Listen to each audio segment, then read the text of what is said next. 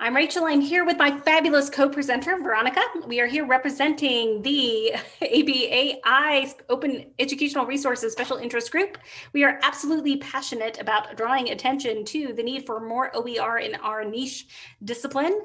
You will notice there are QR codes embedded everywhere in today's presentation because we are limited to 10 minutes. So there is also a slide at the end of the presentation, which you might not see during the live session, but you will when you see these slides themselves with more information about our special interest group if you're interested in joining or learning more. So what is our promise to you today? We are going to do these things. In summary, we are going to inspire you, we hope, to consider implementing some of these replicable strategies that involve students in OER creation that draw attention to cultural context and community representation in the process of doing that. So why is this important? Well, Veronica and I teach in a very niche discipline. So this is a pre-professional discipline, and what we know to be true in our discipline and true of many others is while we're seeing more and more OER adoption in lower division courses, we are not seeing that in these pre-professional disciplines that are resulting in certifications, credentialing, licensure areas, which is unfortunate. These are disciplines that are service oriented and people are choosing to go into these, and we are seeing more of an barrier to access and equity matters when it comes to OER. So we care about this. So we're hoping to share some strategies with you and what might be one possible solution for that. Absolutely.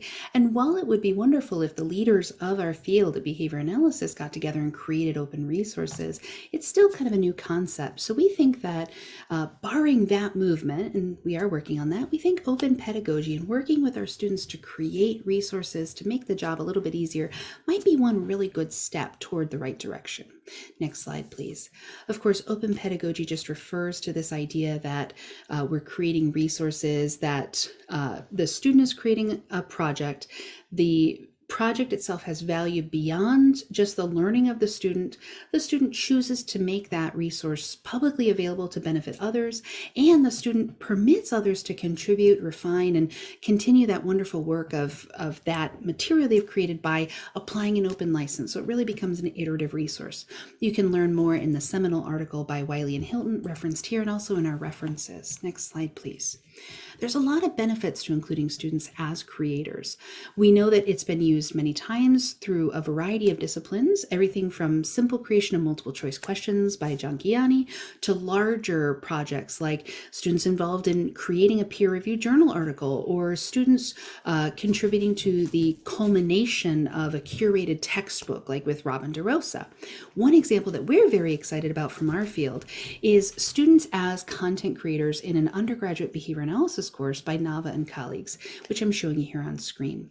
The researchers here had students create an example or demonstrate an example of behavior analysis as a course project in an introductory level behavior analysis course. And you can learn more about that study if you follow the QR code. But some things we took away that are very inspiring, next slide please, is that there's a lot of benefits. First, the materials that were created by students reflected their individual experiences, their voice, including their culture and their identity, which was especially important given that these researchers were teaching at a predominantly at a Southern California university that served students from historically marginalized populations. It also meant that the resources they created were very diverse and that those materials could better reflect not only the creator but the user. We also found in this study that the students preferred the resources created by their colleagues and that they tended to be more culturally responsive, more relevant to the students that they were serving. So we have some current projects that are being done by members of our special interest group that we want to share with you.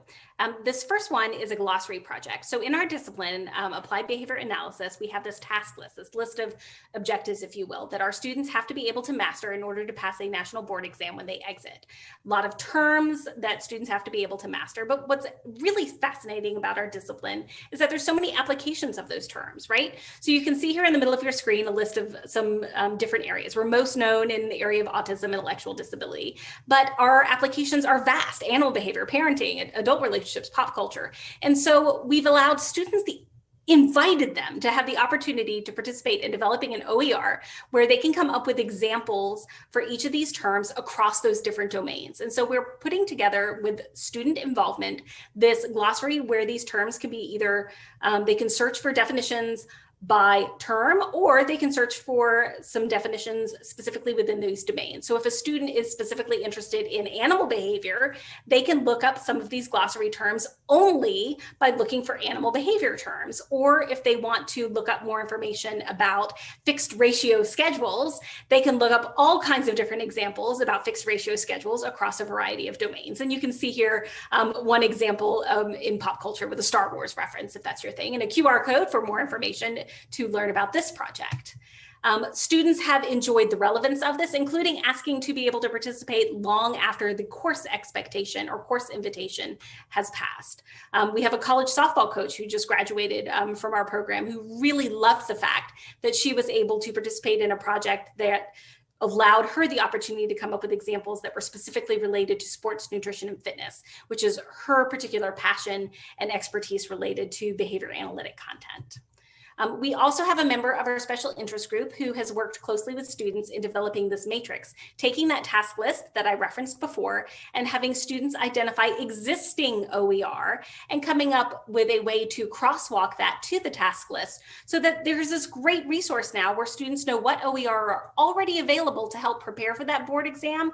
Or maybe somebody's not a student, maybe they're supervising other people who are already working in the field or supervising people who are seeking credentials, who can have this resource now as a supervisory resource as well. So pre-professional as well as a post-professional resource.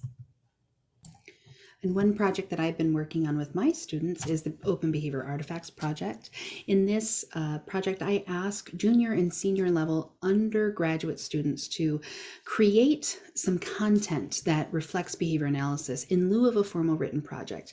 Now, students, of course, are given the option of what project they'd like to do, and for 3 years running, they've selected creating the open resource as their course project. My hope with this project is to help students not only develop a repertoire of talking about behavior analysis in a way that's really accurate to our field, but also a way that's user-friendly, that's approachable to anyone, so that they have that kind of dual verbal repertoire that they can use. And with this project, it's very important to me that the student chooses what and how much they want to share. So always the licensing and how the student chooses to share is entirely up to them. Speaking of the student experience, next slide, please. Students have given really favorable feedback. Folks have mentioned that they like to give their best effort because they know that the resource is going to go help other people, that they're not just creating an assignment that they know is going to be scored and thrown away.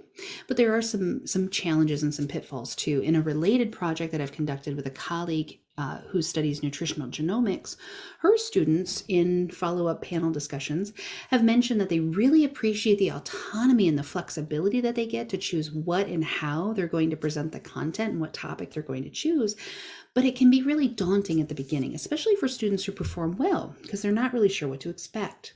Students also mentioned that they really like being able to learn adjacent skills like video editing, copy editing, things of that sort.